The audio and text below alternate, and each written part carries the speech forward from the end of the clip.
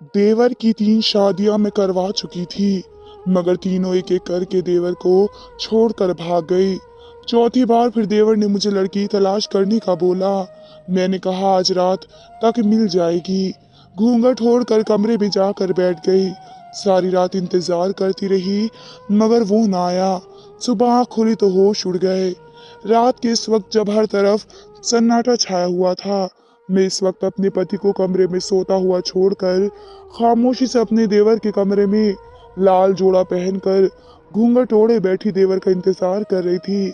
आज मेरा बहुत बड़ा इम्तिहान था।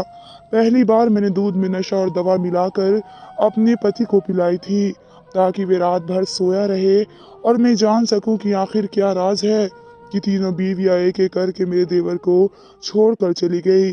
आखिर उस रात होता क्या है जो उसकी बीवियां मेरे देवर की जिंदगी से निकल जाती हैं। और ये सोच सोच कर मेरा दिल तेजी से धड़क रहा था, क्योंकि एक बहुत बड़ा रिस्क था जो मैं करने जा रही थी। दिल में 100 तरह के ख्याल आज भी आ रहे थे कि अगर कुछ ऊंच नीच हो गई तो किसी को मुंह दिखाने के काबिल न रहूंगी। मैंने कमरे की लाइट भी खराब कर दी थी, ताकि मेरा देवर मेरा चेहरा भी न देख सके। मेरा दिल अलग परेशान था कि न जाने क्या होगा। दिल की धड़कन तेज होती जा रही थी। इंतजार करते करते रात बीत गई और मेरा देवर पूरी रात न आया। थकार कर न जाने किस पहर मेरी आंख लग गई।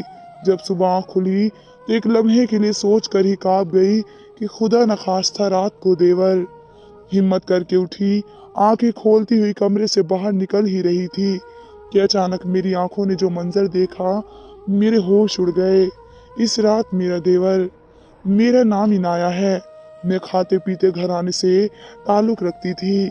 मेरे बाप एक अच्छे कारोबारी थे। हमारे पास बहुत बड़ा घर, नौकर चाकर थे। आने जाने के लिए सबके पास अपनी बेशकीमती गाड़ियां। मेरे माँ बाप ने मुझे परी बना कर रखा था।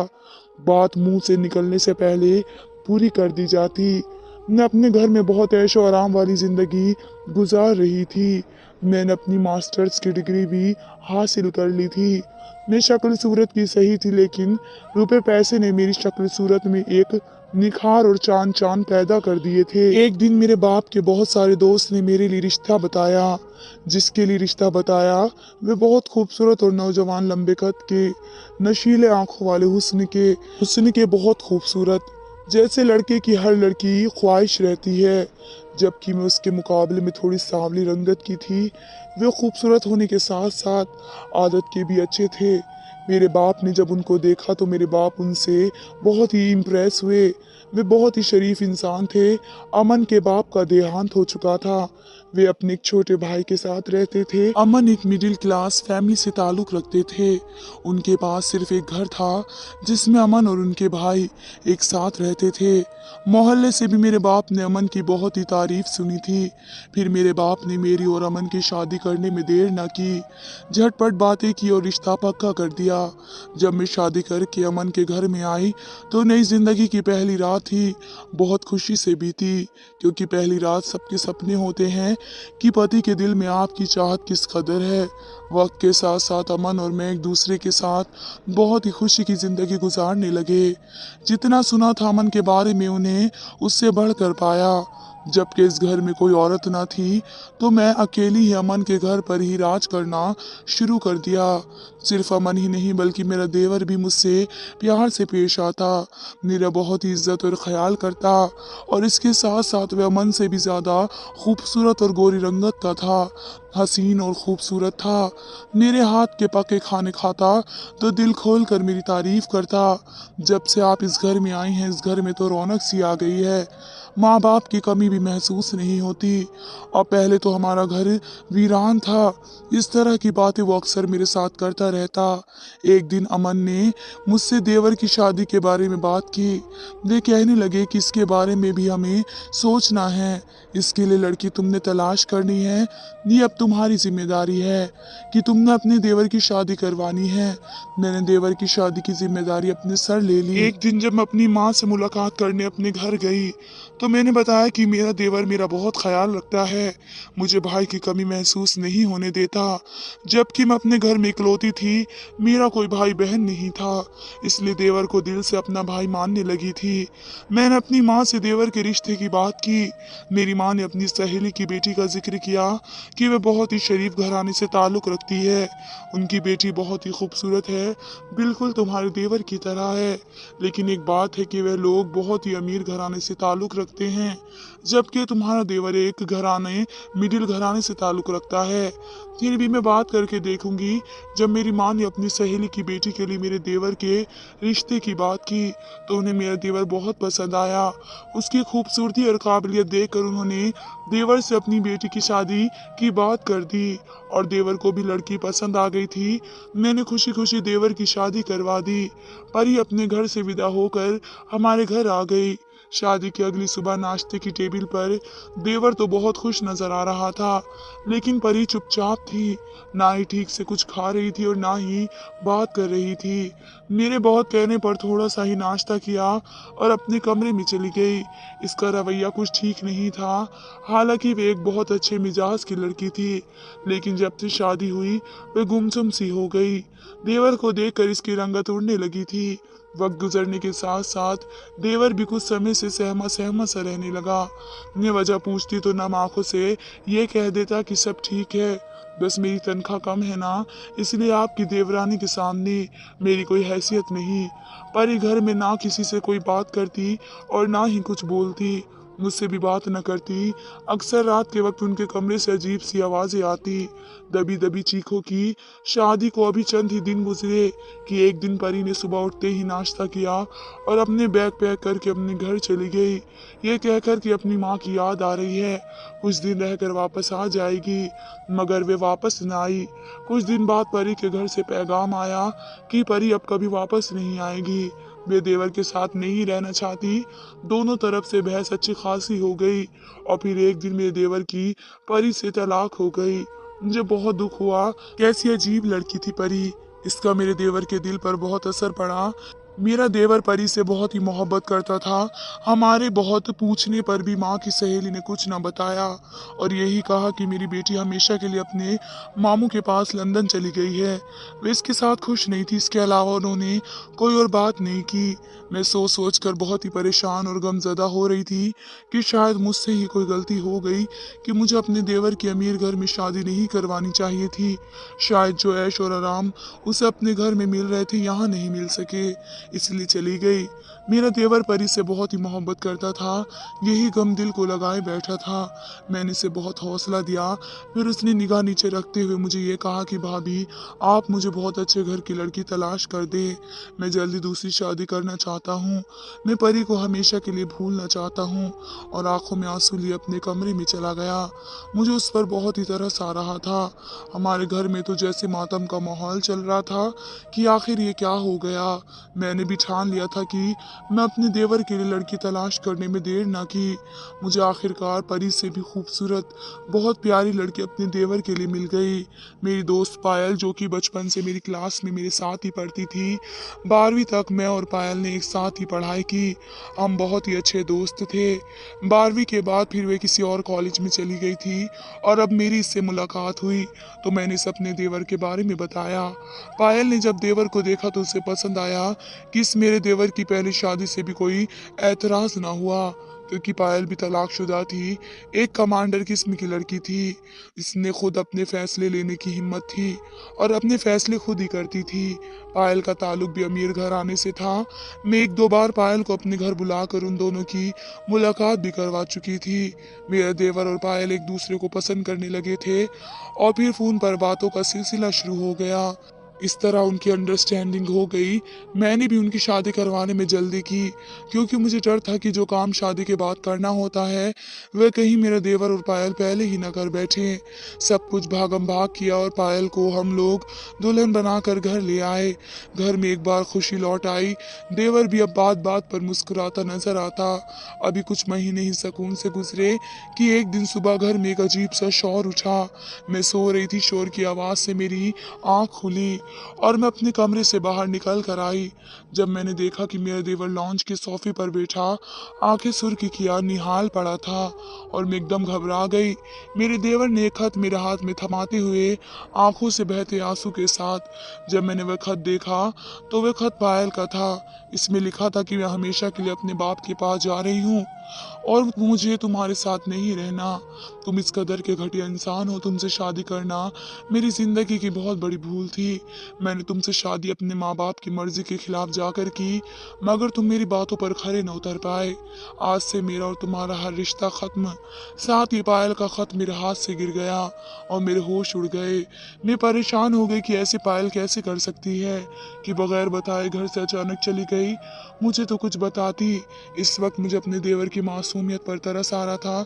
मैं सोच रही थी कि मेरा देवर बेचारा जितना ही मायूस है उतना ही उसकी किस्मत में गम लिखा है। बेचारा रोता हुआ अपनी किस्मत को कोसता हुआ अपने कमरे में चला गया और दरवाजा बंद कर लिया।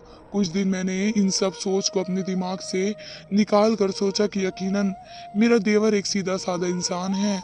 आजकल की चालाक लड़कियों की हर ख्वाहिश पूरी करना मेरे देवर के बस की बात नहीं। पर मैंने भी ठान ली कि कोई बात नहीं, मैं अपने देवर की फिर से शादी करवाऊंगी। अब की बार मैंने रिश्ता करवाने वाले की मदद लेना सही समझा और रिश्ते वाली आंटी से कहा कि मुझे अच्छे घर की बहुत ही अच्छी सुलझी हुई लड़की तलाश कर दे। कई दिन के बाद आखिर में लड़की ढूंढने में कामयाब हो गई। वे अच्छे घर से सीधे साधे लोग थे। ये तो परी और पायल से भी ज्यादा खूबसूरत रसीन लड़की थी। लंबे बाल, लंबा कद, पूरा रंग और सुलझी हुई लड़की से शादी की थी और इसके तीनों भाइयों और घर वालों को मेरा देवर पसंद आया। उनकी पसंद ही को देखते हुए मैंने उन्हें अपने देवर की पहली 2 शादियों के बारे में बताना सही नहीं समझा और अपनी मीठी जुबान से उनको हर तरह से यकीन दिलाया कि मेरा देवर इंतहा सादा और शरीफ आदमी है। आखिर समन और मेरे देवर की शादी हो गई। शादी वाले दिन समन के घर वालों ने जब सोने का हार मुझे तोहफे में दिया, मैं तो हैरान रह गई। तब मुझे पता चला कि ये लोग सादगी पसंद है, मगर रुपए पैसे की उनके पास कोई कमी नहीं। उन्होंने अपने दामाद को एक कीमती गाड़ी भी दहेज में दी और अपनी बेटी समन को इस कदर दहेज में सामान दिया कि घर में हमारे रहने की जगह न रही। इस रात में देर तक देवर और समन के कमरे में बैठी रही। समन देवर को देखकर बहुत ही शर्मा रही थी। मैं दिल में बहुत ही दुआएं मांग रही थी मेरा देवर का घर बस जाए। मैं दूध का गर्म गिलास एक समन और एक देवर के साइड टेबल पर रख दिया और उन दोनों को मुबारकबाद देकर अपने कमरे में चली आई। थोड़ी बहुत जो मेहमान घर में थे वे भी अपने कमरे में सोने को जा चुके थे। थोड़ी देर बाद मेरे पति ने पानी मांगा। मैं कमरे से बाहर निकल कर किचन में जाने लगी तो देवर के कमरे से अजीब सी आवाज आ रही थी। ऐसा लग रहा था जैसे कोई रो रहा है या न जाने कैसी आवाज थी। पहले तो दिल किया छुप कर देख लूं, कहीं कोई मसला ही ना हो गया हो। दिल में वैसे भी डर बैठा हुआ था, फिर कहीं देवर भी कोई उल्टी सीधी हरकत ना अपनी बीवी से करता हो। दिमाग में बहुत सी सोचें आ रही थी कि कहीं मेरा देवर भी तो गलत नहीं है जो 2 बीवियां छोड़ कर गई और तीसरी बीवी शादी की पहली रात अजीब आवाज निकाल रही है, जबकि वह शादी से पहले तो बहुत ही खुश नजर आ रही थी। ये सोच ही रही थी कि एकदम से समन की आवाज बंद हो गई। फिर मैंने अपने दिमाग को झटक दिया और मैं अपने कमरे में चली आई।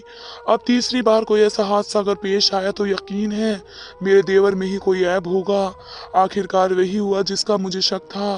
कुछ वक्त गुजरा तो समन भी कुछ खामोश खामोश सी रहने लगी। मेरे साथ कम बैठा करती, कुछ पूछने पर घबरा सी जाती। इसका रंग दिन पे दिन पीला पड़ता जा रहा था। मेरे बहुत पूछने पर भी वे बात बदल के मेरे पास से उठकर अपने कमरे में चली जाती। वे बीमार रहने लगी। जब एक दिन समन की तबीयत कुछ ज्यादा बिगड़ गई तो अपने घर चली गई। अब तो मैंने यकीन कर लिया कि यकीनन समन भी वापस नहीं आने वाली, मेरे देवर में ही कुछ खराबी है।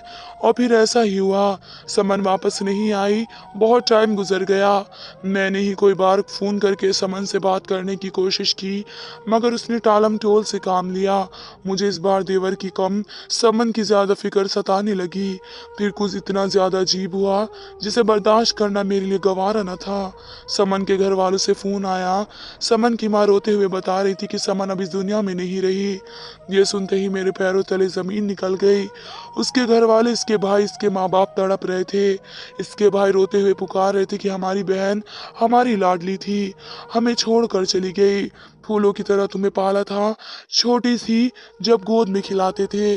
उनकी बातें सुनकर मेरा दिल फट रहा था। पूरे घर में जैसे कयामत का समा था।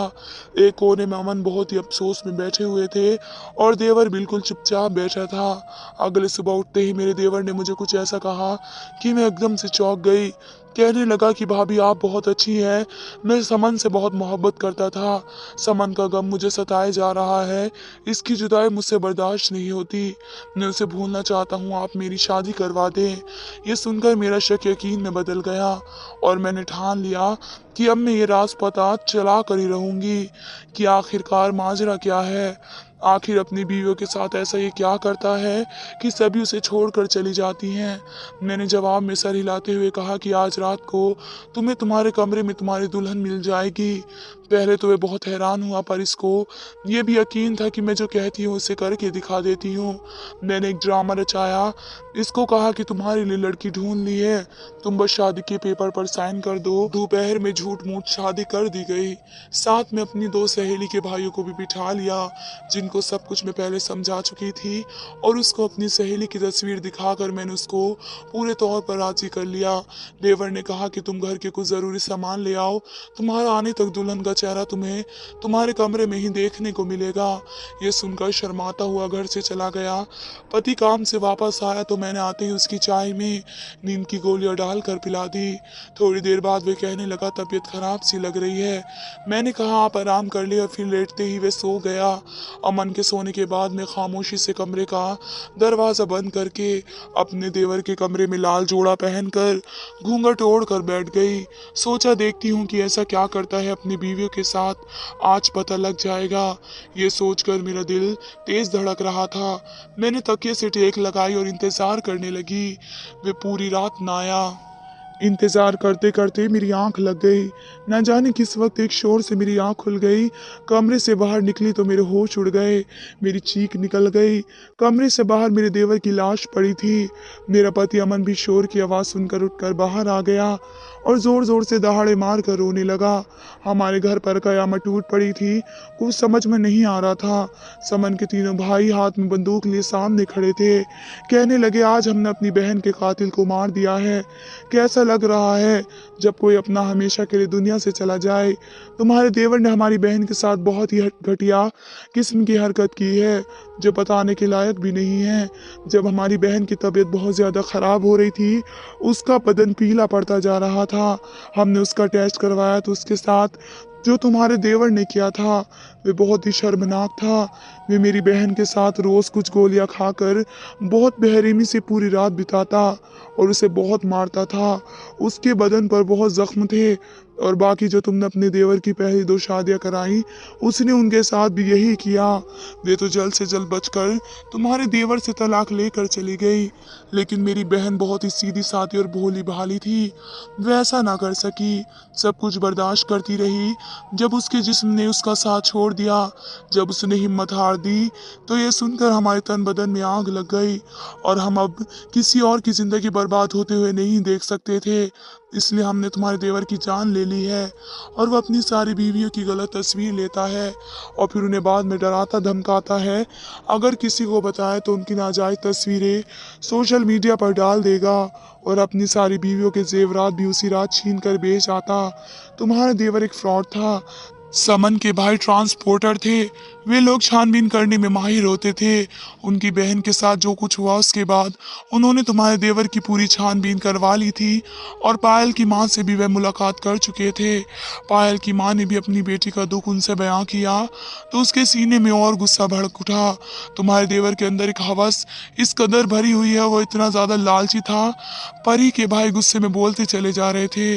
परी ने तो उसको कुछ ना बताया था, मगर इसके भाइयों ने तुम्हारे देवर की दोनों बीवियों से मिलकर पूरी जानकारी हासिल कर ली थी। जो कुछ अपनी दोनों बीवियों के साथ वे कर चुका था, वे समझ चुका था ये सब मेरी बहन के साथ भी हुआ होगा। तुम्हारे देवर ने समन को भी यही धमकी दी थी कि वे दोबारा अपनी शक्ल उसे ना दिखाए और बहुत दूर कहीं चली जाए, वरना पहली रात की वे सब तस्वीर जमाना देखेगा। समन बर्दाश्त न कर पाई, इसलिए उसने खुदकुशी कर ली और खुदकुशी करने से पहले एक खत में लिखा, हमारी भी बहुत ऊपर तक पहुंच है, हमसे हमारी बहन बहन का दुख बर्दाश्त नहीं हुआ। हमारी फूल जैसी बहन ने इस लालची और घटिया और हवस के भरे इंसान की वजह से खुदकुशी कर ली और हमने भी इसे इस दुनिया से विदा करके आज अपनी बहन का बदला ले लिया है। अब कहाँ लेकर जाएगा वे दौलत लालची इंसान। यह कहकर वे इसकी लाश को छोड़कर चले गए। बाद में परी और पायल के घर वालों से भी बात हुई तो उन्होंने भी यही मेरे देवर के बारे में बताया। ये सब कुछ सुनकर मेरे होश उड़ गए। मैं गलत थी अपने देवर के बारे में। मैं तो इसे इतना शरीफ और नेक इंसान समझती थी। फिर मेरे पति ने भी बताया कि बचपन से ही इसे एक अमीर आदमी बनने का शौक था। अक्सर कहता था कि मैं अमीर बन के एक बड़ा बिजनेसमैन बनूंगा, पर मुझे ये नहीं पता था कि वे इस हद तक भी जा सकता था। काश मैं उस वक्त कोई कदम उठा लेता तो आज मेरा भाई जिंदा होता। धन्यवाद दोस्तों।